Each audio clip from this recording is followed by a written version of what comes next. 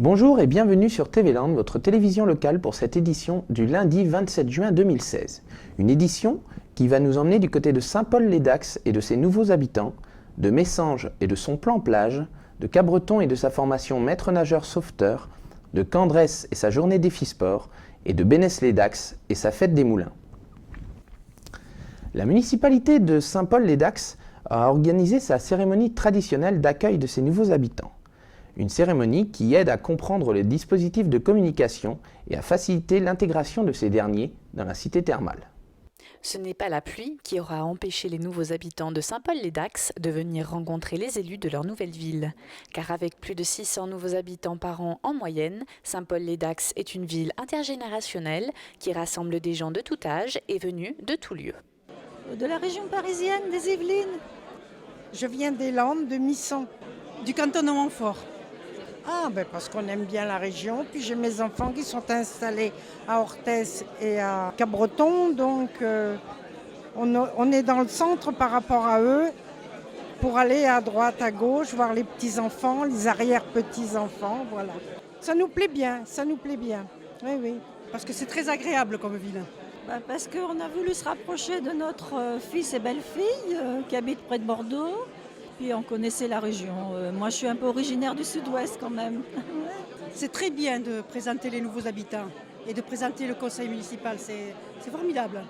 Nous avons l'habitude chaque année d'inviter les nouveaux Saint-Paulois, puisqu'il y a quand même pas mal de personnes qui viennent habiter Saint-Paul chaque année. Nous les réunissons pour les accueillir, ce qui est normal, c'est leur mairie et leur ville. Donc nous les accueillons, nous leur présentons la mairie, les projets, nous leur présentons les élus. Et ce qui est aussi important, c'est que nous passons un moment de convivialité avec eux, où on parle avec eux, ils nous posent des questions, on répond à leurs questions. Et à Saint-Paul-les-Dax, chaque quartier a un référent pour être au plus proche des habitants. Quand nous avons été élus en 2014, nous avons souhaité la proximité avec les habitants. Donc il y a un élu référent qui est délégué à la démocratie participative. Nous avons découpé la ville en secteurs géographiques. Et un élu par secteur est référent de quartier. C'est-à-dire qu'on peut le joindre à tout moment. Il habite dans le quartier, c'est quelqu'un qui vit dans le quartier. Les référents de quartier sont au nombre de 10 sur la commune. Et avec Julien Poumayou comme délégué à la démocratie participative qui centralise tout ça et qui organise tout ça.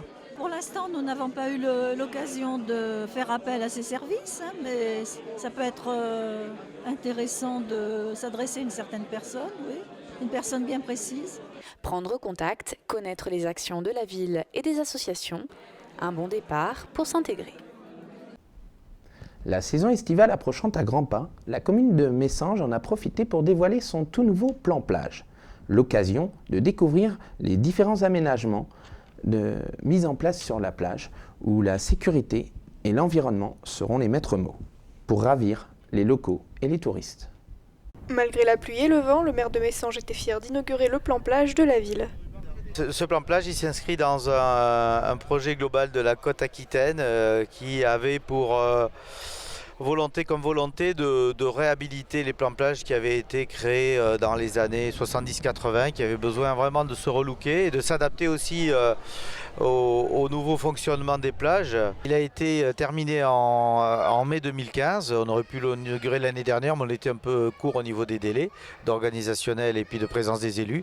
Donc ça s'est fait aujourd'hui, sur une journée qui n'est pas très ensoleillée, mais qui va le devenir. Élus et participants au projet ont fait le tour des aménagements afin de découvrir les changements mis en place. Beaucoup d'aménagements en s'appuyant sur la nature. On a conforté tout ce qui était sécurité, qualité, en privilégiant notamment les piétons, l'accès vélo, la mobilité réduite, le transport collectif, des toilettes publiques, des douches, avec des voies de circulation bien organisées pour les piétons, pour les vélos, comme je vous l'ai dit, et aussi pour les transports publics, en incitant les gens à utiliser ces moyens doux plutôt que de prendre leur voiture. On a malgré tout transformé les parkings aussi pour faire en sorte qu'ils soient bien organisés et le plus rationnel possible. Même si on a diminué un peu le nombre de places, il y a quand même 600 places pour les voitures. Et nous avons aussi essayé d'améliorer tout ce qui est connexe, notamment le circuit des ordures ménagères, etc. Le plan plage aura de quoi satisfaire de nombreux bénéficiaires. La première volonté, c'est de satisfaire les gens qui y vivent, hein, et puis après, évidemment, les touristes qui viennent nous rejoindre. Le tourisme est tellement important pour notre commune et pour le département et pour l'Aquitaine qu'on se doit de faire des aménagements qualitatifs et confortables et agréables pour recevoir le maximum de monde dans la meilleure des sécurités, avec un maximum de sécurité. La matinée a également permis au maire d'inaugurer le nouveau panneau de la place du village. On inaugure aussi cette place qu'on a nommée Esplanade de la laïcité parce que c'est très important pour nous de défendre la laïcité, de défendre les valeurs de la République qui sont essentielles dans ces moments compliqués que nous vivons et qui nous amènent beaucoup de chaleur et de raisons de vivre heureux. Comme nous vous le montrions dans le reportage précédent, toutes les communes du littoral sont sur le pont pour l'accueil des touristes. TV Land est donc allé à Cap-Breton découvrir l'organisation pour la sécurité des baigneurs. À Cap-Breton, avant chaque ouverture de poste, les maîtres nageurs sauveteurs civils en charge de la surveillance des plages prennent part à une formation de 6 heures entre exercices en mer et volets réglementaires. Le but de cette matinée, c'était de reprendre un peu nos marques sur les plages, de tous avoir le même référentiel vu qu'on est une grosse équipe à Cap-Breton. Là en l'occurrence ce matin on était essentiellement des anciens. Donc voilà, ça nous permet de nous former et de pouvoir ensuite donner le même référentiel aux nouveaux qui arriveront le 1er juillet. Des nouveaux, recrutés comme les anciens sur la base de tests en mer. Déjà, il y a une première présélection sur dossier. Après, on envoie 60 sauveteurs à tester lors des stages en mer organisés par le syndicat mixte de gestion des baignades landaises. Et à l'issue de ces stages en mer, il y a des résultats qui sont établis et transmis aux communes sur leur capacité physique, leurs tests physiques, de secourisme, de la planche, etc., etc. Et après, nous, on recrute en fonction de ces résultats au test. Et on sélectionne à peu près 40 sauveteurs. Des sauveteurs qui continuent à s'entraîner tout au long de la saison. Tous les matins, on a 1 heure qui est consacrée à la mise en place du poste, au nettoyage et à l'entraînement. Donc sur cette heure qui nous est rémunérée, on vient et on s'entraîne tous les matins. Et en plus de ça, généralement, comme tout le monde est un petit peu passionné de ce qui se passe en face de nous, de l'océan, on vient généralement même avant la surveillance. Une surveillance effectuée par 40 sauveteurs civils qui seront épaulés par 10 MNS CRS qui assureront la sécurité des baigneurs sur cette plage avec un dispositif qui a dû être modifié cette année dû à l'arrivée tardive des CRS pour cause d'Euro de foot. Alors on a adapté notre dispositif de surveillance, donc effectivement on doit pour avoir tout le dispositif optimal attendre l'arrivée des sauveteurs CRS le 20 juillet. Donc on va ouvrir la plage centrale de Cap-Breton de 11h à 19h à partir du 1er juillet et sur les autres plages en fait qui vont ouvrir mais qui vont être surveillées un peu plus tard en fait, on met un dispositif de veille, c'est-à-dire qu'on met le jet ski à l'eau sur les plages du sud et des sauveteurs dans les postes de secours pour avoir un œil quand même sur les plages non surveillées et pouvoir intervenir rapidement en cas de problème. Les MNS-CRS sont au fil des ans de moins en moins nombreux sur les plages, aux grandes dames des communes. Je trouve que la mixité, elle est intéressante, elle est riche, puisqu'en matière de sauvetage, ils ont les deux les mêmes prérogatives et les mêmes compétences en matière de sauvetage. En revanche, les nageurs sauveteurs CRS ont le pouvoir de police que n'ont pas les nageurs de sauveteurs civils. Donc voilà, ils arrivent à très bien se compléter en fait tous ces sauveteurs. Cette année, certaines plages ouvriront plus tardivement avec des plages de surveillance plus courtes. Vérifiez donc les horaires d'ouverture et les zones de baignade avant de vous jeter à l'eau. Sport maintenant.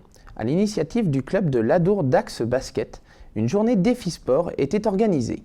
L'occasion pour tous, licenciés ou non, de découvrir de nouvelles activités dans la bonne humeur et la convivialité, en famille ou entre amis. Pour le premier défi sport de la ville de Candresse, le soleil n'était pas au rendez-vous, mais les participants, eux, étaient présents. C'est le club de l'ADB, le club de basket essentiellement, mais qui voulait faire une journée multisport pour changer un petit peu. La saison est longue et là on cherche un petit peu à se faire plaisir et surtout participer tous ensemble à une journée dans la bonne humeur. C'est la première édition qui a été un peu perturbée par le temps puisqu'on a été obligé de changer 2 fois de planning, mais voilà, pour l'instant ça se passe plutôt bien. Oui. Par équipe de 4 ou de 5, les participants ont enchaîné les épreuves sportives. Il y a un parcours du combattant, il y a aussi des épreuves d'équilibre, des chasses, de biathlon. Voilà, donc une vingtaine d'épreuves diverses et variées qui s'adressent aux plus grands comme aux plus petits. On va réaliser 3 classements, un classement pour les plus de 16 ans, un classement pour les moins de 16 ans et un classement pour les familles, pour les adultes qui viennent avec leurs enfants ou des amis, voilà, mais qui mixent les plus de 16 ans et les moins de 16 ans. Et au niveau des épreuves, chacun avait ses préférences. C'était très bien et j'ai bien aimé le parcours du combattant. Je l'ai bien aimé, il était rigolo. Moi personnellement la pétanque, j'ai particulièrement réussi. Moi le parcours du combattant c'était très bien. Le golf était très dur. Le lancer de javelot. Pour le plus dur c'était aussi le lancer de javelot. Le biathlon ouais. On n'a pas mis de cible. Non. En fait, fallait tirer et en fait, on a mis tout à côté avec le fusil, donc c'est ça là. Une journée où l'amusement a dépassé la compétition et que beaucoup espèrent revivre l'année prochaine. Parmi les participants, il y a beaucoup de joueurs et de parents du club, mais aussi quelques parents et quelques joueurs des clubs aux alentours. Donc ça nous donne un petit peu de courage pour réorganiser une journée de ce type-là quand il fera un petit peu meilleur. Alors c'était une journée très instructive, on a découvert beaucoup de sports et on s'est tous amusés ensemble.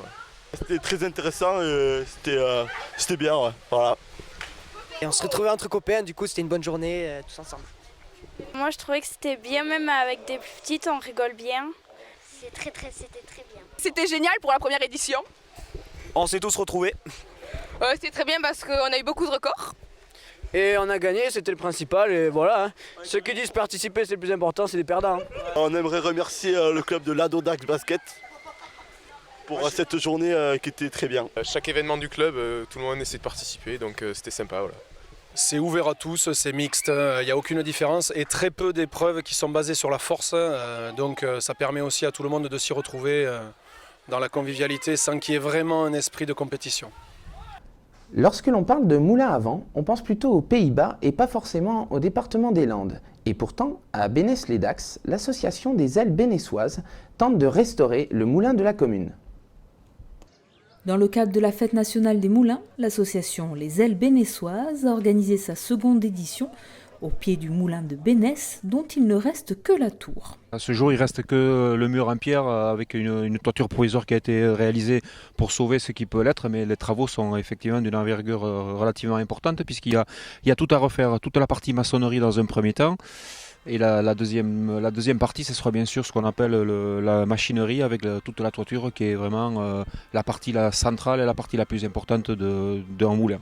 L'association, qui a déjà construit un four à pain à proximité, ne veut pas se contenter de remettre des ailes au moulin, elle souhaite lui rendre sa fonction première. Donc le but c'est de le retaper comme il était tout à fait à l'origine, donc avec son outil de production et de refaire de la farine. Donc on s'est dit pourquoi pas refaire de la farine de maïs qui plus est, puisqu'elle est complètement absente de gluten, ce qui est dans l'air du temps.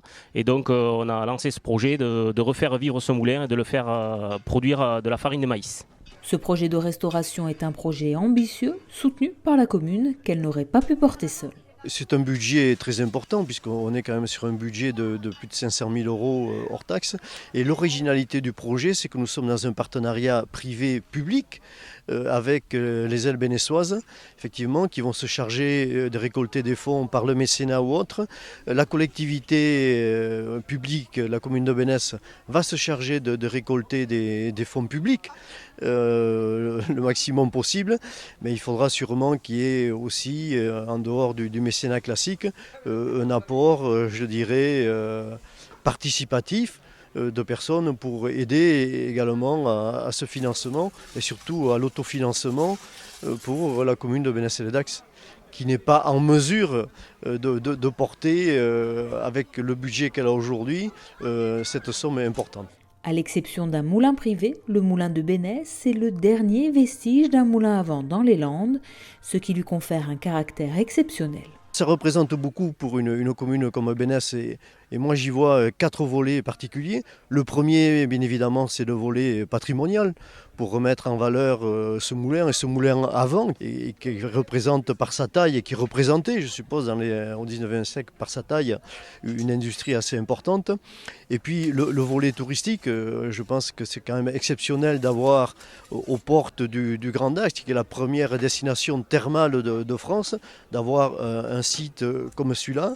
Il y a aussi le volet pédagogique, n'oublions pas toutes ces écoles et tous ces jeunes qui pourraient visiter ce moulin et faire cette démarche pédagogique à partir de ce site. Et puis le quatrième volet qui me semble très important également, c'est le volet économique, puisque l'association tient à mettre en œuvre, je dirais, toute une démarche pour fabriquer de la farine, c'est-à-dire le faire fonctionner.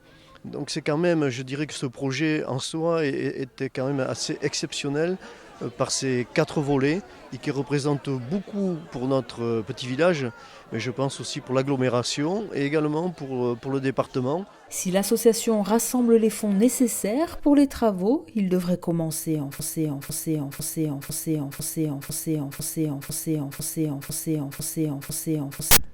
Voilà, cette édition est à présent terminée. Je vous remercie de votre fidélité. Rendez-vous pour un nouveau journal sur TV Land, votre télévision locale, le mercredi 29 juin. D'ici là, je vous souhaite de passer une excellente journée.